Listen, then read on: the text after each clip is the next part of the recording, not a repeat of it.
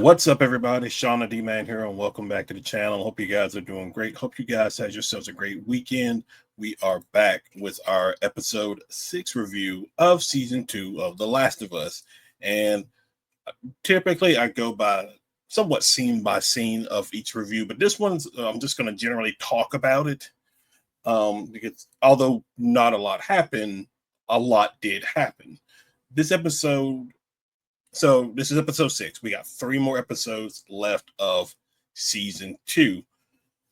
This one kind of just gives the audience the information that they needed. Now, if you probably played the game, you probably already know some of this. I have never played the game, so there are some aspects of it that I probably don't know that I'm missing out on. But essentially, this kind of gives us the backstory of a lot of the issues between Joel and Ellie that we kind of see in episode 1, where they seem to be distancing from each other. The incident at the New Year's Eve party with Seth, and it seems to be a lot of tension growing between the two. And then also issues with Gail Jackson's therapist, psychiatrist, however you want to label her as.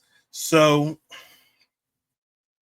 we start off with a bunch of flashbacks. So we start off with a little bit more of information about Joel, Tommy, and their dad, which apparently their dad used to beat them.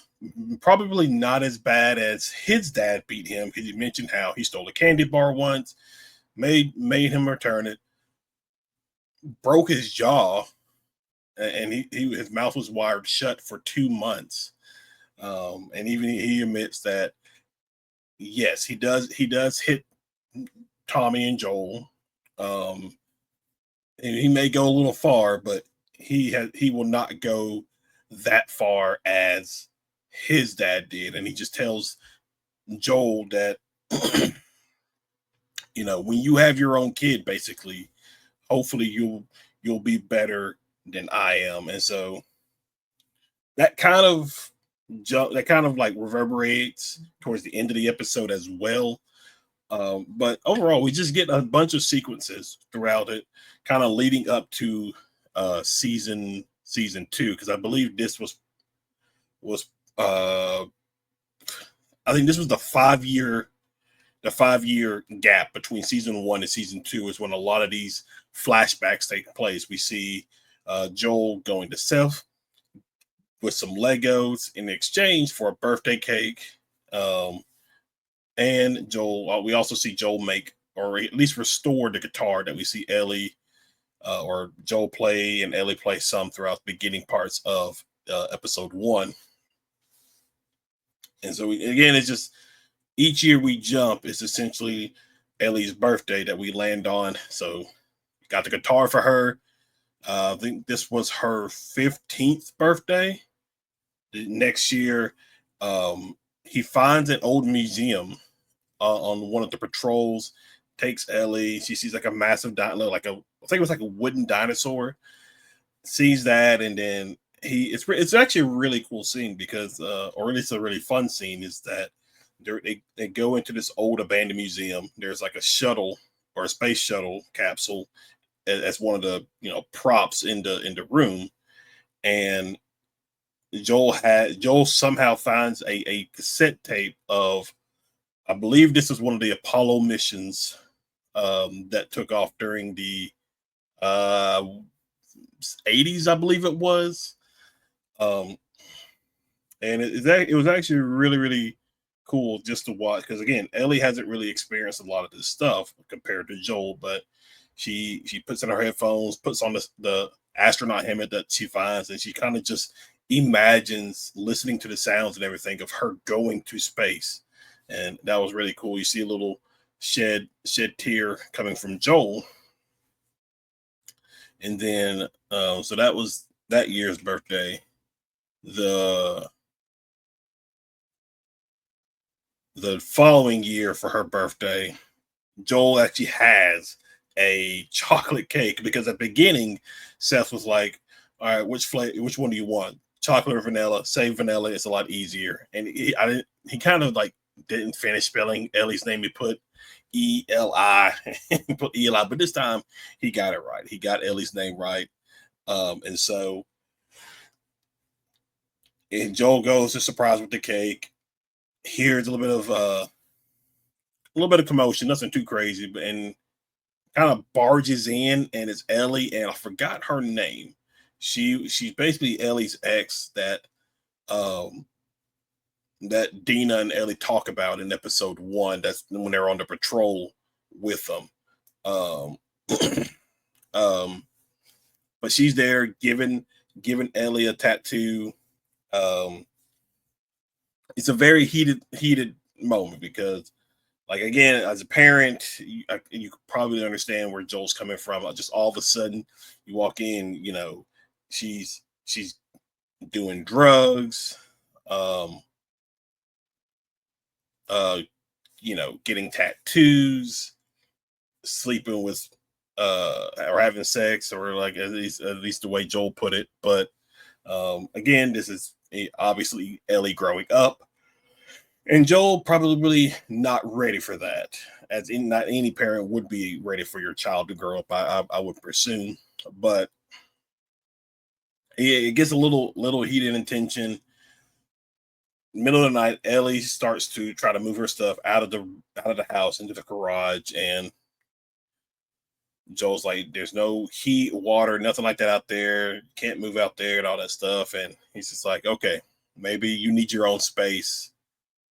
Just give me a couple of days to get it all fixed up for you, and we can do that." And he looks at they talk for a little bit. They do talk about the tattoo. He says it looks nice, and he always wondered about the moths and stuff like that. And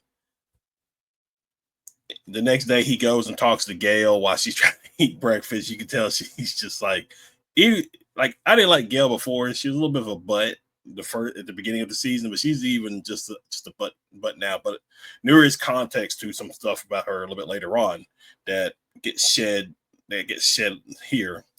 Um, and so he asked her, like, you guys study dreams and stuff like that, and she was like, some people did, the dumb ones, and they just have a conversation about the moss and stuff like that. I'm trying to remember what was the next thing. But so so another thing, so basically halfway through the episode, again, we're still doing the time jumps and stuff like that. It's counting down to us at least getting to the point of episode, or at least to the point of the start of the season two. The next, I don't think it jumped a year. I think it was a couple of months after, maybe 2 months after, or something like that. Um, Ellie's up. She's wrote down a list of questions, and now she's starting to.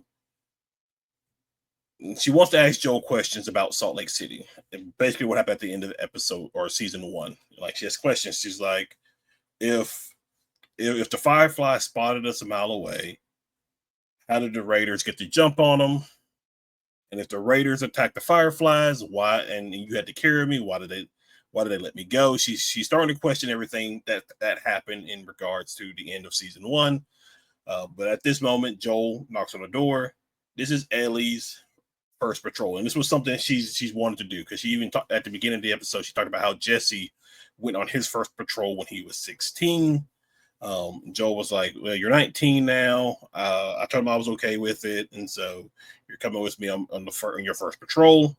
They start off easy, but as they're going through, they get a radio call that another group, another two people who are out on patrol as well, are attacked by infected. They need backup. They're the closest. And Joel tries to tell Ellie to go back. Ellie's like, "No." She was like, "I'm not your kid. I'm your partner." And I was like, technically you're both, but whatever.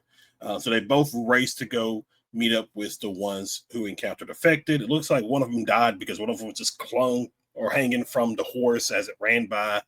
And then we get Eugene. So this was something that I was very confused about at the beginning of the season, at least particularly with episode one, was how when during a therapy session, Gail talked about how Joel killed her husband Eugene, and so I was very confused, like who is Eugene? Because I don't remember seeing this in season one, I had recently played the first part one of The Last of Us on my gaming channel, and so I was like, who's Eugene? I don't remember this person.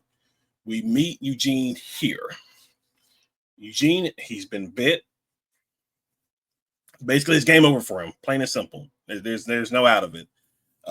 But he says he thinks he's got about an hour. He wants to go see Gail, obviously keep her at a safe distance and stuff like that, so he can say, goodbye to her. Ellie's on board with that. Joel is not, because we have rules, stuff like that. And Ellie's like, she has him hold out his hand, count to 10, just probably to see if like either he can do both or if his hand shakes and stuff like that. And Ellie's like, he's got time. We can tie him up and we can get back to Jackson for him to just enough time for them both to say goodbye to each other. And then Joel just tells her, all right, go get the horses. We'll walk and meet you. And you kind of already know that's not going to happen, especially with the reference of Joel killing Eugene in episode 1. But we get the clarification of it here in episode 6, where Joel never intended to take him back to Jackson. He just basically took him to a spot, which was a very gorgeous view and everything. And Eugene's like pleading with Joel, let him see his wife. There's stuff that he's got to say to her. There's probably stuff that she's got to say to him. And he just want to see her one last time before he dies and stuff like that. And Joel says, if you truly love someone, you can always see their face. And it kind of zooms him on his face, and you can just, as he just looks out into the distance and stuff like that, he's like, I can see her. We don't hear the gunshot, but you kind of get the notification of, not notification, but you kind of see the scene of it when the birds fly away.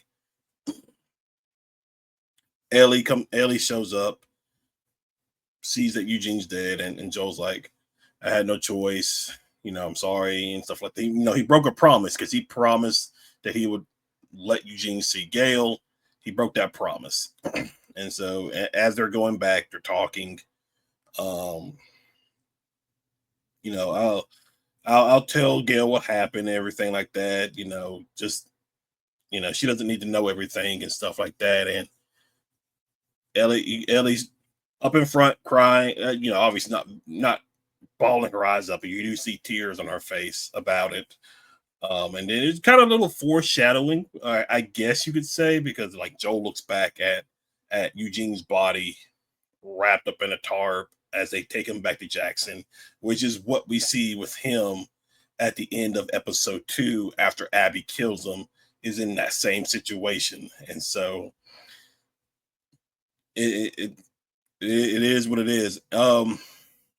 So they get back to Jackson, and Gail goes, and Joel kind of tells him his version. He was bitten by the time we got there. He was brave. He wanted me to tell you he loved you. But he went out his way. He took care of it himself. But then Ellie comes in and is like, Joel's lying. That's not what happened. He had time. He wanted to see you, but Joel shot him in the head.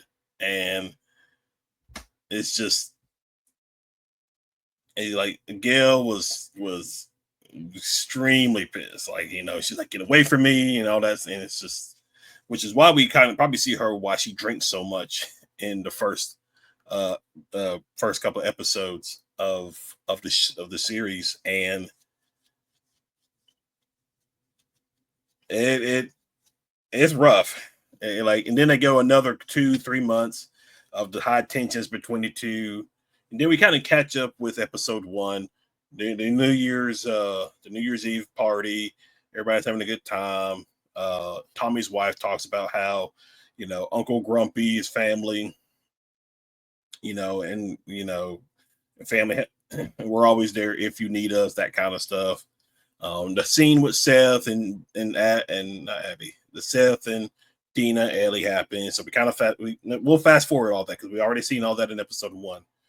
And I think one of the things people talked about was like they didn't do the front porch scene, but they did here in this episode. And they talk about, and Ellie basically, like, she kind of already knew the truth, but she was like, um,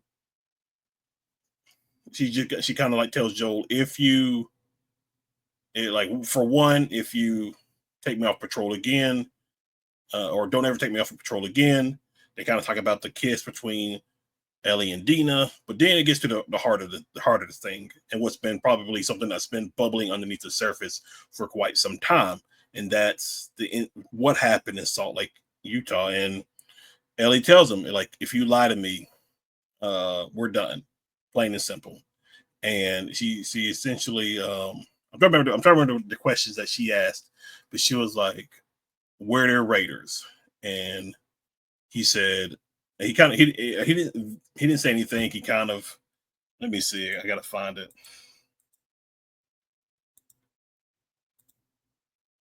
Um,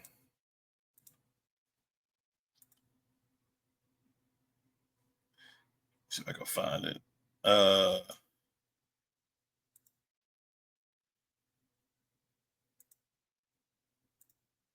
all right, so she was like, "Were there Raiders?" He's like, "No." Um,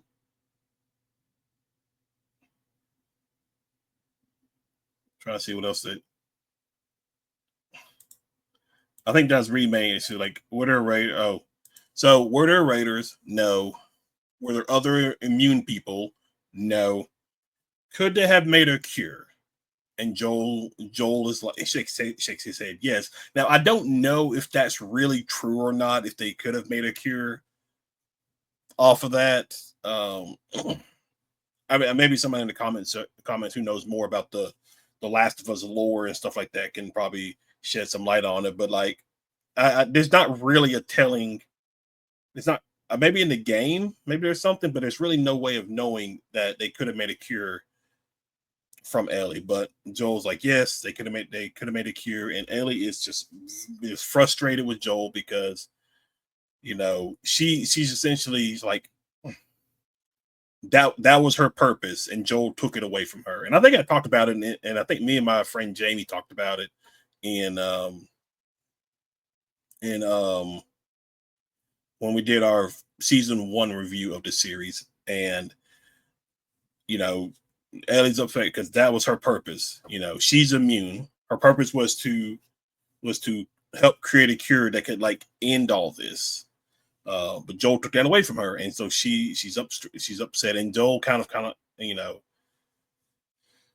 he's like, if he had the option to do it again, he would do it all over again. You know, and it's something that she doesn't understand. But he kind of mimics the words that his dad told him when he was younger, and is that when you have your own, I hope you do a little bit better than me. And he just talks about how, um, you know, whatever punishment comes my way, I'll I'll take it for everything that he did. Um, and then Ellie's like, she's like, I don't know if I can forgive you, but I would like to try. And it seems like they definitely they fixed, they kind of not really rekindled the relationship, but they kind of put it on a path that they can mend things between each other. We all know that doesn't happen because episode 2, yada yada yada. But the episode ends with Ellie, after killing Nora, making her way back to the theater with Jesse and Dina, and that's pretty much how the episode ends. So overall, it was probably a much better episode compared to what we got previously. Um, because there's just some stuff about it that, well, with the previous episode, I was kind of like, I don't really like about it all that much. But I thought this one was pretty fine. It was maybe like a nice midway point to get us through the second half of the season, just giving the audience more of a backstory on what happened, the tension between Joel and Ellie leading up to season 2. But yeah, I mean, it was a pretty fine episode, I guess. And I know viewership for this series has not been kind whatsoever. I'm curious to see if viewership here will go back up because Pedro Pascal's in it for the entire episode. So I am very curious about that. But we'll have to see. We'll have to see. But guys, that's really it for this episode 6 review of The Last of Us season 2. Be sure you hit that like and subscribe button. Be sure you comment below. Plenty of other content is coming out this week. So make sure you hit that notification button to stay up to date. But other than that, guys, thank you for hanging out. Thank you for watching. And I will see you in the next video.